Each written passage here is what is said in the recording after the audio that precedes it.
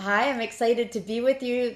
I'm with Nikki D, who's going to be teaching open and polyamorous relationships in the LGBTQ plus community. Thanks for being with us, Nikki.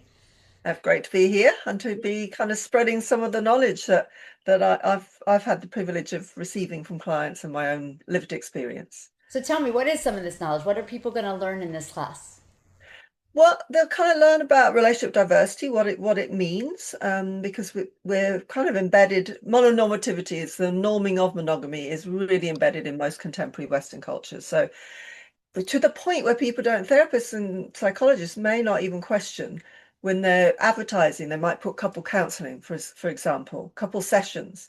But what about the threes and the fours? What about those in open relationships and polyamorous kind of networks? So it's kind of examining the mononormativity and theories in your own kind of life, what models you were exposed to, and also being able to hear it in what clients bring.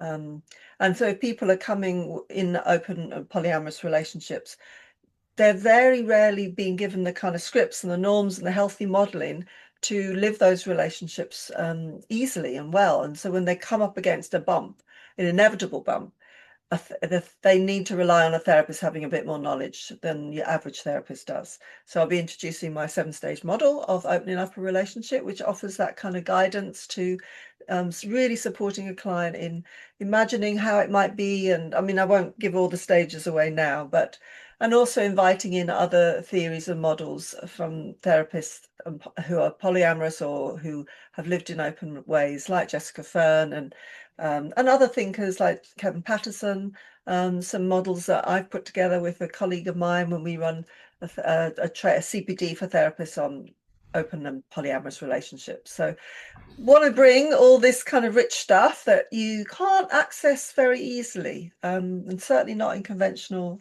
theories and ways. Yeah.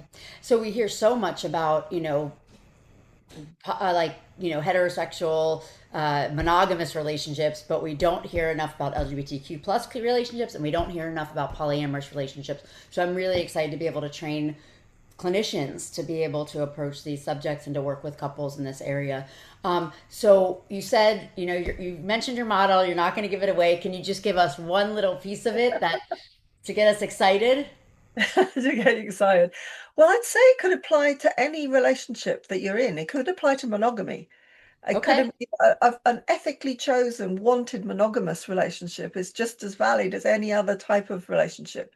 It's when it's not chosen. So when people don't get to imagine, when they think that jealousy is to be expected, that you can't have non-possessive love, that you need to only desire one person at a time simultaneously, rather than that you can be attracted to more than one person at the same time, and that's healthy and valid and legitimate. So I think part of the one of the exciting bits is just the first stage, which is imagining. Like let yourself, like if you were to design your own relationship in this moment of your life, what would it look like? What would it be? Monogamous people who identify more with monogamy can do that too, just as well, just as well as a polycule can. So I'll also be introducing some terms that mean that practitioners can feel more familiar with kind of there's such a lot of creativity and imagination that's gone into living beyond a norm anyway.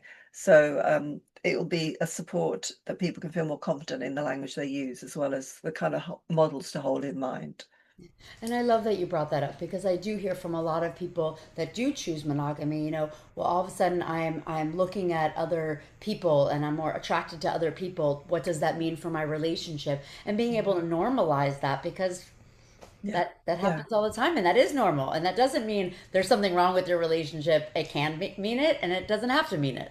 Yeah, yeah, exactly. As like non-possessive love, or the kind of concept of compersion, which is tends to be only used in terms of erotic compersion, but the most of us have more than one friend, and most of us like to see friends getting on with other friends, even when we're not there, which is compersion. Or you have more than one child. You like your children to get on well together. That's compersion. So introducing that, bringing out non-possessive attachment that we already have in other types of relationships, and what makes people want to exclude that from their intimate relationships? What happens when they do allow it to be in their intimate relationships too? Well, I'm excited. Anything else you want to add to get us excited? I mean, I'm already so excited about this class. Yeah, I think because the invitation from me in when I present will be some reflections, because I think we use us as therapists, psychologists, Yeah. therapeutic practitioners. So where have different themes showed up in our life? Like how do we respond to jealousy? Do we see jealousy as a messenger that we want to listen into and understand more, or do we see it as something we got to shut down immediately and we feel ashamed about having? Or and what are the models of relationship we grew up surrounded by? What does it mean to be neurodivergent and in open and polyamorous relationships, to be straight and in open polyamorous relationships? There's all sorts of different kind of ways in which we can kind of expand into our relationships rather than feel kind of claustrophobic with him. Well, I'm very much looking forward to it. Thank you so much. And we'll have the class both live via Zoom and on recording, and hope everyone will be there. Great. Thanks, Rachel.